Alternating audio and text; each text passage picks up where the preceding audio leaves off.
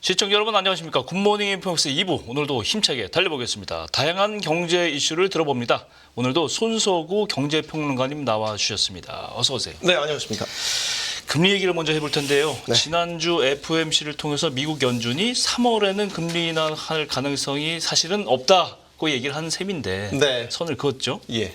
이렇게 되면 이제 한국은행도 상반기 중에는 금리 인하가 좀 어렵게 되는 게 아니냐 네. 이렇게 추측을 해볼 수가 있는데 어떻게 보십니까? 물 건너가는 거예요? 네, 물 건너갔다고 봐야죠. 시장에서 가지고 있던 일말의 가능성조차도 예. 이제는 내려놔야 되겠다라는 생각이 들 정도의 FOMC 전반적인 분위기였고요.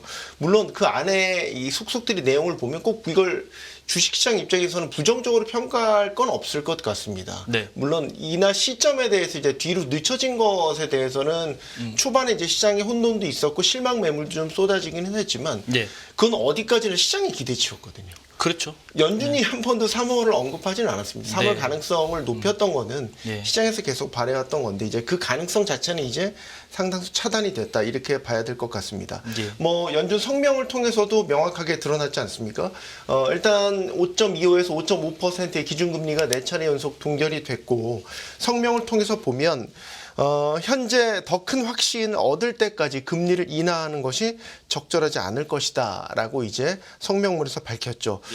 또한 3월 회의 때까지는 어떤 그 필요한 확신의 수준에 도달할 가능성이 없다라고 생각한 부분, 네. 승리를 선언하기엔 아직 멀다. 뭐 이런 성명문 또 파월의 기자회견 여러 문구들을 통해서 3월 금리 인하에 대한 가능성은 이제 사실상 제로에 가깝게 낮아졌다. 현재로서 그렇게 봐야 될 것 같습니다. 그렇군요.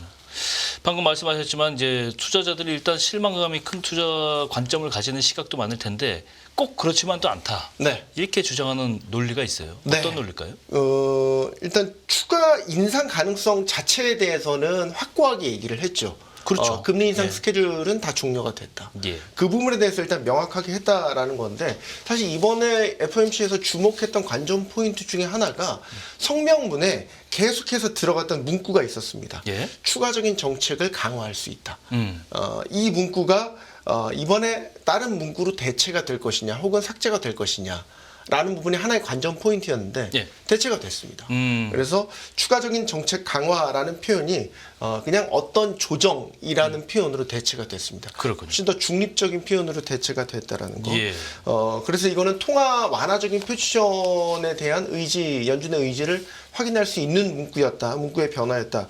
이렇게 보고 있고 파월이 또 기자회견에서 했던 여러 가지 말들 중에서도 눈여겨볼 게 있습니다.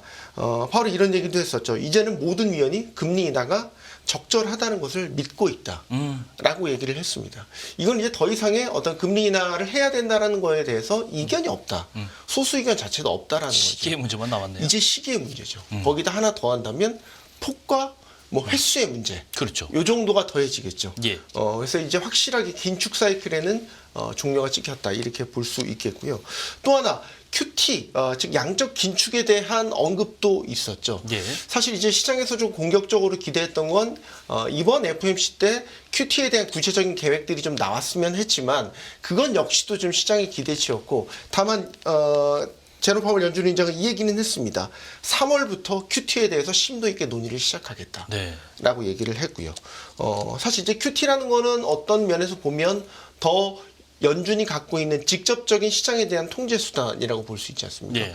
기준금리를 조정하는 거는 이제 간접적으로 이제 시장을 통제하는 수단이라면 QT는 시장에 공급되는 유동성 자체를 연준이 그렇죠. 늘렸다 줄였다 하면서 양적으로 조절하는 거죠. 그렇죠. 예. 양적으로 조절하는 거기 때문에 사실 이제 올해 미국 증시를 바라보는 하나의 관전 포인트가 뭐였냐면 이 QT에 대한 스케줄이 종료가 되거나 좀 축소가 돼야 시장에 돈을 돌릴 수 있는 유동성이 공급이 돼야 한다. 네. 그래야 그 다음 단계 레벨업을 증시가 바라볼 수 있다라는 이야기를 많이 했었는데 네. 이 QT에 대한 부분도 3월부터 이제 본격적으로 논의를 하겠다라고 얘기를 했으니까 이런 부분들도 이제 시장에선 상당히 긍정적으로 해석할 수 있는 부분이다라고 예. 볼 수 있고요. 또 하나 고용에 대한 이야기도 이제 점차 많이 하기 시작했다라는 겁니다. 예. 그러니까 전에는 이제 방점이 인플레이션의 방점이 찍혀 있었다면 예. 고용 불균형이 많이 해소가 됐다라는 점도 이번 FOMC 때 얘기를 많이 했거든요. 예. 그래서 이제 인플레이션에 대한 걱정을 한시름 놨고 이제 반대급부로서 이제 고용에 대한 관점도 이제 같이 보기 시작했다라는 것도 긍정적으로 해석을 할 수 있을 것 같습니다. 일단은 우리가 금리 인하를 바라볼 수 있는 시장에서 바라볼 수 있는 여러 가지 데이터는 계속해서 쌓여만 간다. 라는 부분은 분명히 얘기를 할 수가 있습니다.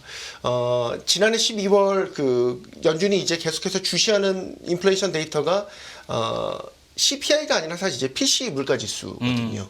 이게 이제 소비자들의 직접적인 행동 성향을 볼 수 있기 때문에 그렇죠. PCE 물가지수를 중점적으로 보는데 근원 PCE가 지난해 12월에 처음으로 2%대로 진입을 했습니다. 예. 그러니까 연준이 목표치를 삼고 있는 2%에 한 발 더 다가섰다라는 부분인 거고. 요거는 이제 민간 고용 지표긴 한데 ADP 1월 민간 고용 지표가 예. 10만 7천 명 증가했습니다. 이게 시장 예상치가 15만 명이었거든요. 네. 그러니까 예상보다 크게 밑돈 것이죠. 정확하게 과열이 좀 싣고 있는 거예요. 네, 그렇죠. 예. 그래서 이제 시장의 시선은 어디로 갈 것이냐라고 본다면 5월을 향한다. 시장에서 이제 FOMC가 끝난 뒤로 5월 금리 인하설이 급부상하기 시작했습니다. 예. 일단 우리가 어떤 시장의 전망을 볼 수 있는 게 CMU 이제 패드워치 데이터인데요. 예. 3월 금리 인하 가능성은 이제 굉장히 낮아졌습니다. 지금 화면에서 나올 수 있는데요. 30%대로 낮아졌고. 예, 이제 나오네요. 62%로 30% 낮았고 이게 예. 제가 지난 주말에 이제 업데이트한 거를 예. 본 건데요. 예. 이제 그 5월 기준금리 전망치에 5월 대한 거는 데이터를 좀 보시면 예. 네, 좌측 두 개 그래프를 합쳐 보시면 90%가 넘죠. 음. 네. 그래서 이제 정말로 시장의 포커스는 5월에 맞춰져서 5월의 금리 인하 가능성을 이제 크게 보고 있다라고 하는 부분인 거죠. 물론 이거에 대한 흐름은 한 가지 염두에 둘 거는 연준이 지금 강조하는 건 늘 그렇습니다. 미리 예단하고 판단하지 않는다라는 네. 거죠. 그러니까 최신 데이터를 항상 확인을 하고 그 다음 정책 결정을 하겠다라는 건데 비농업 부문 고용 지표가 발표됐죠. 네. 생각보다 상당히 강하게 나왔습니다. 그러니까. 이런 부분들은 이제 앞으로 연준이 판단하는 데 있어서 물론 지금 5월 금리 인하 가능성이 이제 부상이 됐지만 계속해서 최신 데이터들은 업데이트 해가면서 그 흐름을 보고 판단을 할 것이다. 그런 가운데 이제 1월 비농업 부문 고용은 35만 3천 건이 나오면서 시장 예상치를 크게 웃돌았다라는 거. 네. 그러니까 미국 경제가 인플레이션은 떨어지면서도 경제 전반의 여러 가지 여건들은 여전히 뜨거운 상태다. 그러니까요. 이런 상태를 지금 계속해서 시장을 주시하셔야 된다라는 부분을 말씀드리겠습니다. 어쨌건 미국의 조기 금리 인하가 좀 빨리 됐으면 좋겠다 이렇게 생각하는 분들이 많았어요. 경기적인 차원에서. 근데 왜냐하면 네. 우리나라도 이제 금리를 좀 내릴 명분이 생기고 좀 그래야 되는데 네, 그렇죠. 이게 스케줄에 따르면 이게 부담이 상당히 생겼단 말이에요. 한국은행 입장에서는 통화 정책을 어떻게 가져야 될까 이 고민이 심해졌어요. 그렇죠. 이게 뭐 이제 우리 입장에서는 인플레이션 자체는 이제 미국처럼 뭐 그래도 잡혀가고 있는 추세이긴 한데 예. 나머지 경제 여건들이 미국만큼 체력이 안 돼요. 그러니까요. 성장률부터 우리랑 상황이 다르잖아요. 지금. 그렇죠. 고용 지표. 예. 그러니까 미국은 소위 골디락스 경제라고 해서 차갑지도 않고 뜨겁지도 않은 이 상태를 유지해가면서 경기를 연준이 원하는 방향대로 끌고 갈 수 있다는 자신감이 곳곳에 있는데 우리는 그렇지 않다. 가계부채에 대한 리스크도 계속해서 안고 있죠. 예. 그다음에 1%대로 언제든지 성장률이 떨어질 수 있다는 저성장 기조에 대한 두려움도 갖고 있죠. 그렇죠. 그래서 우리의 지금 경기 상황만 본다면 사실 이제 금리 인하 시점을 되도록이면 상반기 안에 잡아서 올해 전반적인 경제 상황을 꺼지지 않게 동력이 꺼지지 않게 유지하는 게 중요할 것 같은데 지금 일단 스케줄 자체는 상반기에는 힘들게 됐습니다. 그렇죠. 네. 그래서 뭐 이창열 총재도 몇 차례 언급은 하긴 했지만 지금 인플레이션 자체도 인플레이션이 최종적으로 확실하게 식었다라는 확신, 즉 뭐 라스트 마일이라고 표현도 하기도 하는데 확실하게 식었다라고 아직 그 장담을 할 수가 없기 때문에 지금의 인플레이션 상태가 어느 정도까지 하향 추세가 더 이어지는지 확고하게 지켜볼 필요가 있다. 그걸 이제 뭐 6개월이라고 얘기도 했었죠. 예. 뭐 그렇게 따지면 사실상 지금 1월이기 때문에 상반기에는 금리 인하가 어렵다라고 보는 거고 더욱 이제 연준이 금리 인하 시점이 3월은 어렵게 됐기 때문에 5월에 금리 인하를 만약에 한다라고 가정을 한다면 네. 우리는 하반기에 어느 시점에선가 금리 인하 시점을 이제 잡아야 되는 그런 상황에 있는 것이겠죠. 네. 사실 이제 그동안 우리 경제가 어느 정도 버텨줘야 됩니다. 그래요. 뭐 예를 들면 수출이 지금 뭐 다행히 회복세로 가고 있고 예. 다행히 전반적인 이제 뭐 건설업 경기는 그렇지만 소비도 좀 살아나야 되는 부분 이런 부분들이 이제 상반기 안에 잘 버텨준다면 하반기에 금리 인하를 통해서 다시 한번 온기를 뜨겁게 달구고 그래서 연말로 가서 지금 목표로 삼고 있는 2.1% 최소한 2%대의 경제 성장률을 유지하는 이런 그림을 그리면서 가야 되지 않을까라는 생각을 갖게 됩니다. 하지만 FOMC의 스케줄이 우리 예상대로 좀 맞아줘야 되는데 네. 계속 지금 보면은 엇나가고 있어요, 사실은. 사실은 그죠? 예, 그렇죠. 최초에 계획했던 뜻대로 되지 않아요, 것과는 사실 솔직히. 엇나가고 예. 있죠. 다행히 그래도 1월 수출 실적을 보면 반도체가 이제 치고 다시 회복세가 올라왔어요. 네. 야, 그나마 다행이에요, 이거. 네. 진짜. 예. 뭐 우리 수출의 4분의 1, 5분의 1을 지금 반도체가 담당을 해왔었죠. 전성기 때. 예. 해왔었기 때문에 반도체 수출이 살아나야 된다라는 건 뭐 대의 명제입니다. 그렇죠. 이런 수출이 이제 작년 하반기를 바닥으로 찍고 이제 점차 살아나고 있고 살아나고 있는 기세 자체가 완연하게 보이고 있다라는 부분을 긍정적으로 해석을 할 수 있겠습니다. 예. 1월 반도체 수출이요 93억 7천만 달러로 1년 전보다 56.2% 증가했습니다. 네. 이게 증가율 자체만 보면 6년 만에 최고치입니다. 상당히 고무적인 증가율을 나타냈다라고 볼 수 있는 거고 또 우리 반도체 중에 주력으로 삼고 있는 게 메모리입니다. 그렇죠. 메모리 반도체의 1월 수출 증가율을 보면 90%가 넘습니다. 그래서 배가 늘었네요. 네, 확실하게 우리 주력으로 삼고 있는 메모리를 기반으로 해서 반도체 수출이 살아나고 있다라고 볼 수 있는 거고 네. 또 하나 주목해야 될 건 요즘에 소위 뜨고 있는 고대역폭 메모리 네. HBM에 대한 수요가 확실하게 늘어나고 있고 네. 그다음에 우리가 주요 이제 범용 D램을 이제 주로 수출을 많이 하고 있는데 네. 이 D램에 대한 가격도 점차 회복되고 있다. 상대적으로 더딘 낸드 플래시 역시도 속도는 느리지만 회복세로 점차 접어들고 있다라는 부분들을 긍정적으로 해석할 수 있을 것 같고 또 하나 우리가 반도체 수출에 있어서도 긍정적으로 볼 게 중국 수출에 대한 회복세입니다. 네. 1월 수출이 대중 수출 증가율이 지금 20개월 만에 플러스로 전환을 했거든요. 예. 우리가 대중 수출이 중요하다라고 여기는 것은 중국 수출의 4분의 1 정도가 또 반도체예요. 그렇군요. 네. 그래서 반도체 수출과 중국 수출이 다 연결돼 있어요. 네. 더 나아가서 우리 전체 수출과 다 이게 연결고리로 그렇죠. 네, 연결이 돼 있는 부분입니다. 이런 대중 수출이 살아났다라고 하는 건 반도체 수출을 기반으로 대중 수출이 살아난 거고 어쨌든 대중 수출이 우리한테 의미가 있는 건 인접국구로서 가장 많은 교역을 하는 나라였는데 작년에 그 미국의 타이틀을 뺏겼잖아요. 그렇죠. 그 타이틀도 예. 1월에 다시 가져왔어요.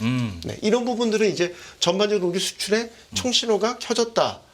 봄날이 들고 있다라는 부분으로 해석을 할 수 있겠습니다. 미국 쪽 반도체 시장 수출로 보면은 굉장히 불리한 뉴스만 있었는데 칩스법 따른 보조금이 집행될 것이고 삼성이 수혜를 볼 것이다. 네. 이런 얘기가 나오고 있어요. 아시겠지만 삼성전자가 이제 칩스법 하면 이제 먼저 알아두셔야 될 게 이제 반도체법입니다. 소위 미국에서. 미국 바이든 행정부가 여러 가지 이유였죠. 그러니까 중국과의 패권 경쟁 속에서 반도체 공급망을 자국 중심으로 재편하기 위해서 예. 자국 안에 반도체 생산 시설, 연구개발비에 대한 어떤 보조금을 지급하는 네. 세액공제를 지급하는 법이 되겠고요. 이게 2022년 8월에 발효가 되기 시작해서 1년 반 정도가 지금 흐른 상태입니다. 예.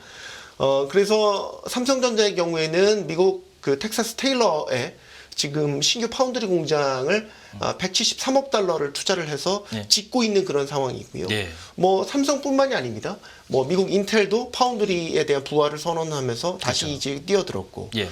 대만 TSMC도 미국에 지금 공장을 짓고 있죠. 근데 문제는 미국 행정부가 약속했던 보조금이 지급이 안 됐어요. 계속 1년 반이 지나도록. 예. 그동안 그 보조금 수혜를 받은 게 2군데에 불과했습니다. 그래요. 미국 마이크로칩스와 영국 BAE 시스템즈라는 방산업체가 예. 아주 소액의 보조금만 받았고요. 예. 핵심이라고 할 수 있는 이 삼성을 비롯해서 TSMC, 인텔은 아직 받지 못한 상태입니다.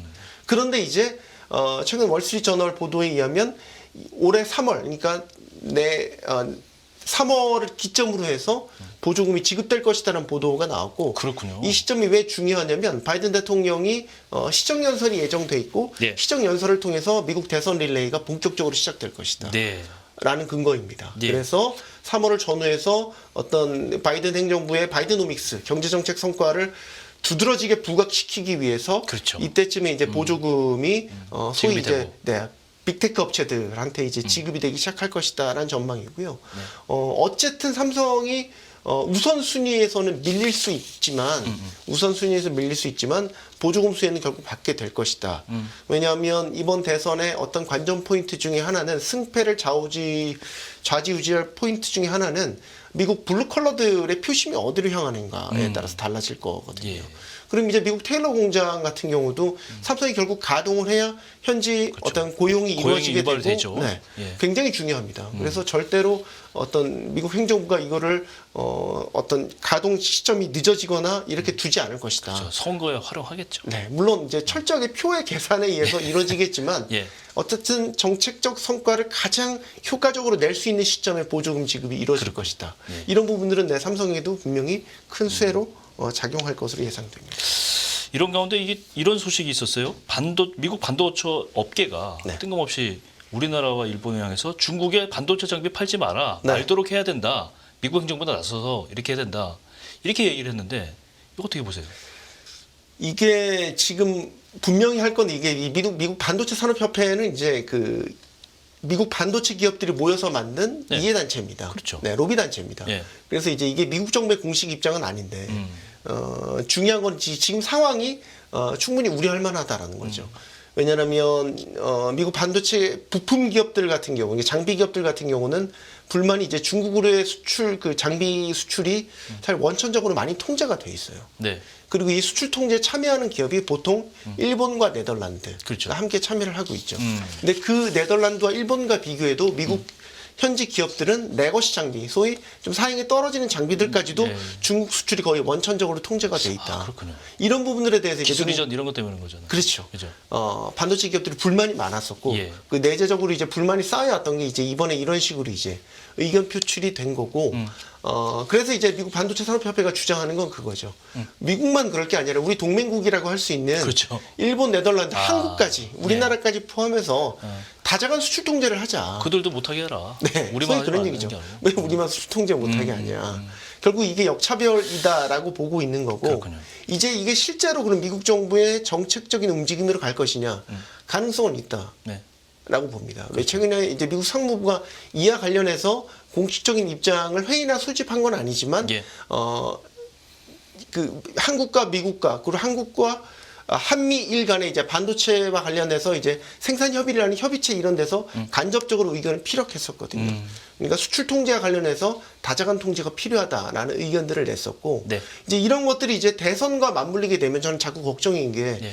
중국을 때리는 선명성 경쟁이 일어날 수 있고, 이슈가 커질 수 네, 있어요. 이런 와중에 이런 정책들이 이제 맞아요. 강화가 될 수 있다라는 부분, 이런 부분들은 장기적으로 두고 봐야 될 문제이긴 하지만 네. 우리 장비 기업들한테도 만약에 현실화될 경우에는 악재가 될 수 있는 부분이겠죠. 그렇군요. 예, 손수구 경제평론가님 오늘 말씀 고맙습니다. 고맙습니다.